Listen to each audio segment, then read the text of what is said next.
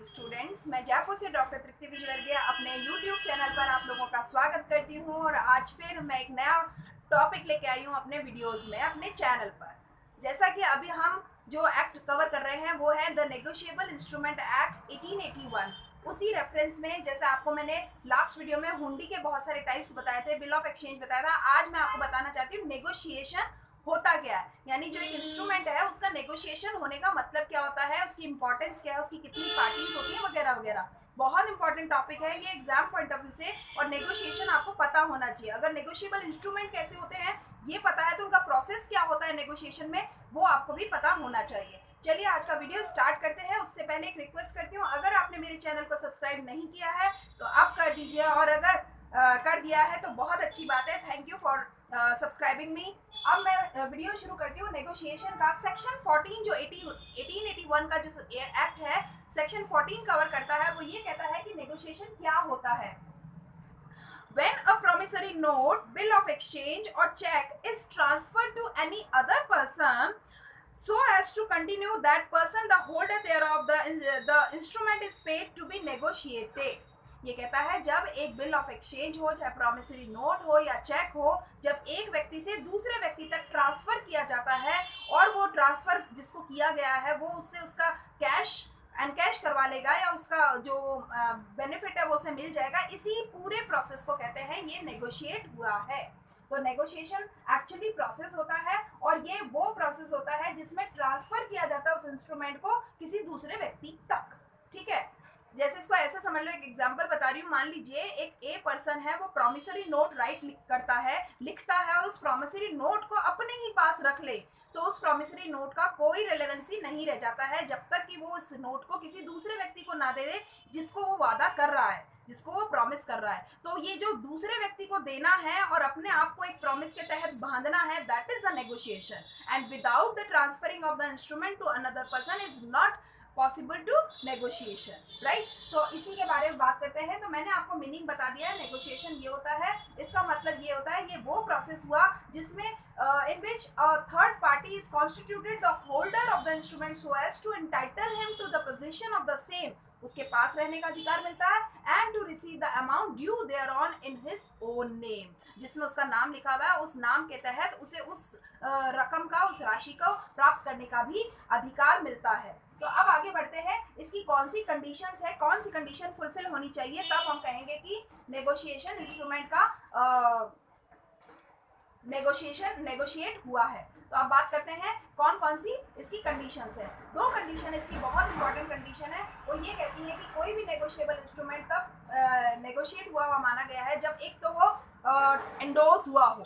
Endorse हुआ हो इसका मतलब होता है उसके पीछे उसका नाम लिखा जाए और एंडोर्समेंट एंड डिलीवरी हुआ हो, यानी एक तो होना चाहिए डिलीवरी और एक एंडोर्समेंट एंड डिलीवरी होना चाहिए, यानी सुपुर्दगी देना। ट्रांसफर करने के लिए सुपुर्दगी देनी पड़ेगी। तो first condition is must be delivered and the second one is endorsement and deliver. या तो केवल डिलीवर हो जाए और या फिर उसके पीछे नाम लिख दिया जाए और साथ में उसकी डिलीवरी कर दी जाए, यानी विदाउट एंडोर्समेंट डिलीवरी भी होगी और विद एंडोर्समेंट डिलीवरी भी हो सकती है। अब आगे की बात करते हैं, ये तो इसकी कंडीशन हो गई है, दो कंडीशन मैंने बता दी है। अब बात करते हैं डिफरेंस की, किस दो के बीच में मैं आपको अभी डिफरेंस बताना चाहती हूँ। मैं बताना चाहती हूँ कि होल्डर और इन ड्यू कोर्स होल्डर क्या होता है। ठीक है, तो वो बात करते हैं। हमारा जो सेक्शन 8 है वो हमारा होल्डर को बताता है कि होल्डर कौन होता है, और वो कहते हैं कि कोई भी इंस्ट्रूमेंट का होल्डर तब माना गया है जब उस इंस्ट्रूमेंट पे उसका नाम लिखा गया हो, एक चीज, और दूसरा वो दूसरी पार्टी से अपने उस नाम के एवज में वो अमाउंट भी प्राप्त करने का अधिकार रखता हो, उसको बोलते हैं कि वो होल्डर है। जबकि holder in due course section 9 ने कवर किया है, और सेक्शन 9 क्या कहता है, वो कहता है one is holder in due course if the possessor of the negotiable instrument holds it as payable to the bearer or the payee or endorse thereof। ये कहता है एक वो व्यक्ति जिस पर उसका नाम तो नहीं लिखा हुआ, नाम किसी और का लिखा हुआ है, यानी एंडोर्समेंट किसी और का हुआ है या बियरर कोई और है, लेकिन होल्ड वो करता है, तो इसे होल्डर इन ड्यू कोर्स कहते हैं। दूसरी बात, अगर he become the holder before the maturity, एक खास बात है कि अगर उसका भी नाम लिखा हुआ हो तो मेच्योरिटी से पहले तक वो होल्डर माना गया है, वरना वो होल्डर इन ड्यू कोर्स है, क्योंकि उसके नाम पर नहीं है तो फिर पेमेंट उसको नहीं मिलेगा। इसके अलावा ये कहता है हमेशा holder in due course good faith के बेसिस पर होता है, यानी आज मैं एक चेक है या एक मेरा बिल ऑफ एक्सचेंज है मैं किसी व्यक्ति के पास रखवाता हूँ जिसपे उसका नाम नहीं लिखा हुआ है, तो एक विश्वास ही तो होता है, तब हम अपना एक इतना इंपॉर्टेंट डॉक्यूमेंट जिस पर की पेमेंट आने वाला हो वो हम किसी और के नाम पे रखवा देते हैं जस्ट फॉर सेफ्टी रीजन या कोई और वजह से। तो आपस में विश्वास होगा तभी ऐसा होता है। ठीक है, अब बात करते हैं कौन से मोड्स होते हैं नेगोशिएबल इंस्ट्रूमेंट के, किन किन तरीकों से ये किया जा सकता है। तो इसमें हम कहते हैं इसके जो मोड्स हैं ये एक तो डिलीवरी तरीके से किया जा सकता है, यानी जब आप सुपुर्दगी दे देते हो, और एक होता है एंडोर्स, यानी उसके पीछे जब आप किसी का नाम लिख देते हो, एंडोर्समेंट को हिंदी में कहते हैं पृष्ठांकन, तो अगर उसके पीछे कोई नाम आप लिख देते हो तो इसको एंडोर्समेंट कहते हैं, और एंडोर्समेंट के द्वारा भी नेगोशिएशन हो सकता है, डिलीवरी के द्वारा भी नेगोशिएशन हो सकता है। अभी आपने ध्यान दिया होगा मैंने कंडीशन में भी यही दो बातें बताई थी, तो ये शर्तें भी हैं और यही इसके तरीके भी हैं, मोड्स भी हैं नेगोशिएट करने के।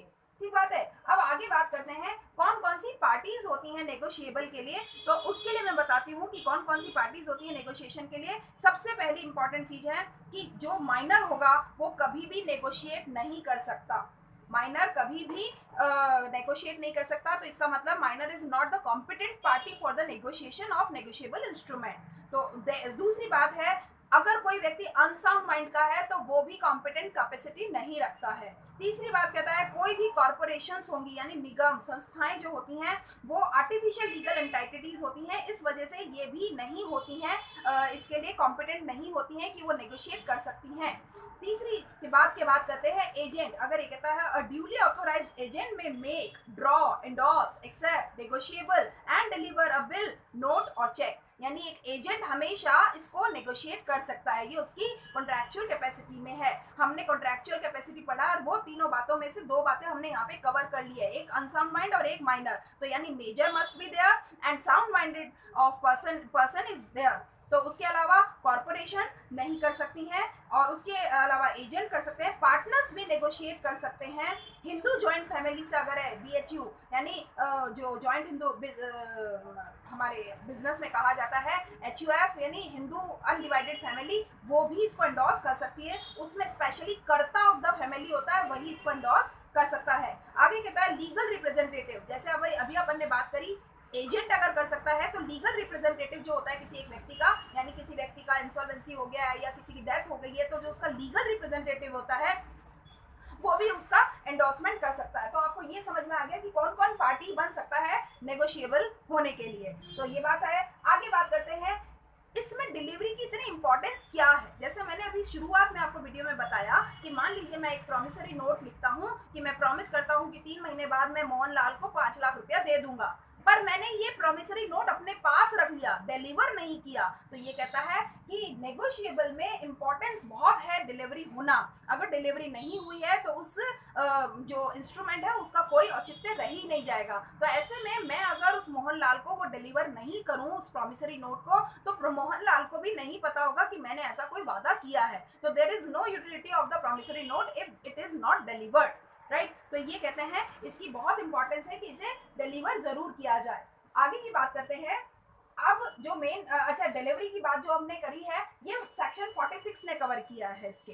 अब आगे बढ़ते हैं कौन कौन से राइट्स या कौन कौन से विशेष अधिकार एक होल्डर को मिल जाते हैं जब एक नेगोशिएबल इंस्ट्रूमेंट उसके पास होता है। इसको इंग्लिश में हम बोलते हैं प्रिविलेजेस या कहना चाहिए राइट्स। प्रिविलेजेस को हिंदी में बोलते हैं विशेषाधिकार, यानी कौन से विशेष अधिकार मिल जाते हैं उस होल्डर को जिसके पास इंस्ट्रूमेंट है। तो इसको बहुत सारे सेक्शन में कवर किया गया है, ऑलमोस्ट सेक्शन 20 से लेकर के 122 तक, यानी 100 सेक्शंस जो है उनकी रेंज में इसके प्रिविलेजेस दिए हुए हैं। मैंने आपके बोर्ड पे सामने सेक्शंस के नंबर लिख दिए हैं ताकि ये आपको एक बार दिमाग में फ्रेम हो जाए, फिर आपको थोड़ा सा ऑर्डर से याद रखना होगा कि क्या बात कौन से सेक्शन में कही गई है। तो मैं शुरू करती हूँ कि सेक्शन 20 क्या कहता है। सेक्शन 20 ये कहता है सबसे पहली प्रिविलेजेस उसको मिलता है कि वो प्रोटेक्शन मिलती है उसे इनकोचेंट इंस्ट्रूमेंट में, यानी कोई फ्रॉड वगैरह हो रहा हो, कोई किसी को दबा रहा हो, इन सारी चीजों से उसे प्रोटेक्शन मिलती है, उसको उसके रक्षा हो जाती है। सेक्शन 36 ये कहता है liability of prior parties until the instrument is duly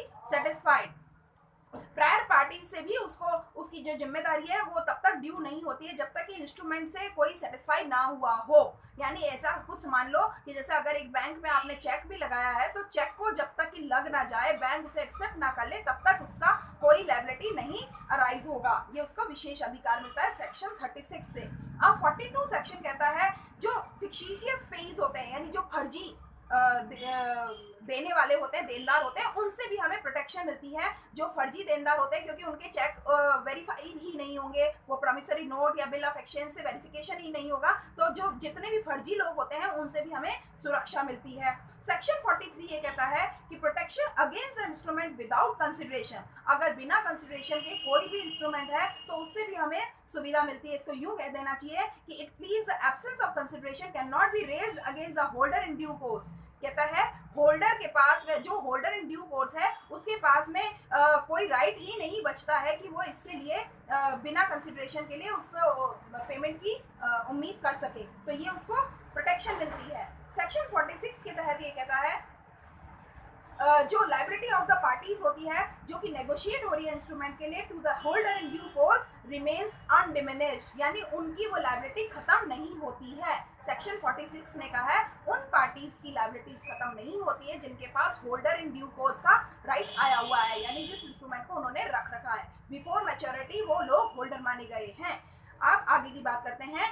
section 53 जो कहता है कोई भी डिफेक्ट अगर उस टाइटल में आ जाए, ट्रांसफरर के टाइटल में अगर कोई आ जाए, तो इससे उस होल्डर के राइट पे कोई फर्क नहीं पड़ता है, ये उसको विशेष अधिकार मिल रहा है। सेक्शन 53 के तहत यदि ये कहता है अगर मान लीजिए प्रायर कोई डिफेक्ट भी आ जाए और उसको एक्नॉलेज भी कर लिया जाए, पता भी लग जाए, तो भी उसके राइट पर कोई फर्क नहीं पड़ता और फ्रॉड का भी कोई केस नहीं बनता है, क्योंकि होल्डर का जो राइट है वो मेंटेन रहता है, प्रोटेक्टेड रहता है। अब सेक्शन 58 कहता है it gives the protection against instrument obtained by unlawful means और अनलॉफुल कंसिडरेशन। अगर कोई अनलॉफुल मींस यानी गलत तरीकों से या गलत कंसिडरेशन से भी कोई इंस्ट्रूमेंट बना है तो भी उस इंस्ट्रूमेंट की तो ये रक्षा करता ही है। तो इसका मतलब होल्डर को ये राइट मिलता है कि अगर गलत तरीके से भी कोई इंस्ट्रूमेंट बना है तो भी उसके पास तो उसका राइट है कि वो पेमेंट ले सकता है। 118 जो सेक्शन कहता है वो ये कहता है every holder is a holder in due course. हर एक वो व्यक्ति जो होल्डर है वो होल्डर इन ड्यू कोर्स है, क्योंकि आपको पता है कि जब तक मैच्योरिटी नहीं होगी तब तक वो होल्डर नहीं है। तो होल्डर, हर एक व्यक्ति होल्डर इन ड्यू कोर्स कहा गया है, लेकिन holder in due course holder हो जरूरी नहीं है। ठीक है, इसको ऐसे समझ लो जिसके पास आपने बिल रखवाया है जरूरी नहीं है कि पेमेंट उसको मिलेगा, लेकिन जिसको पेमेंट मिलेगा वो पक्की रूप से वो होल्डर इन ड्यू कोर्स तो है ही। अब आगे की बात करते हैं। जो सेक्शन 120 कहता है वो कहता है estoppel against denying the original validity of the instrument. इस इंस्ट्रूमेंट की वैलिडिटी को कोई मना नहीं कर सकता है, और अगर कोई मना करता है तो इसे ऐसा करने से रोकने का अधिकार देता है उस होल्डर को, कि वो कोई भी मना नहीं कर सकता है कि ये वैलिड नहीं है, क्योंकि अगर वैलिड है वो इंस्ट्रूमेंट तो उसकी वैलिडिटी को कोई भी रोक नहीं सकता है। आगे 121 जो सेक्शन है वो कहता है estoppel against denying the capacity of payee to endorse. जिस व्यक्ति का एंडोर्समेंट हुआ है, जिस व्यक्ति का नाम पीछे लिख दिया गया है, उसकी कैपेसिटी को कोई भी चैलेंज नहीं कर सकता है। अगर कोई चैलेंज करता है तो उसे ये रोकने का अधिकार है, क्योंकि इंस्ट्रूमेंट में उसे राइट मिल गया है। जिस भी व्यक्ति को एंडोर्स कर दिया गया है उस व्यक्ति को राइट मिल गया है कि वो उसका पेमेंट ले सकता है। तो ये सेक्शन 121 जो है वो प्रोटेक्शन देता है उस व्यक्ति को जिसको एंडोर्स कर दिया गया है।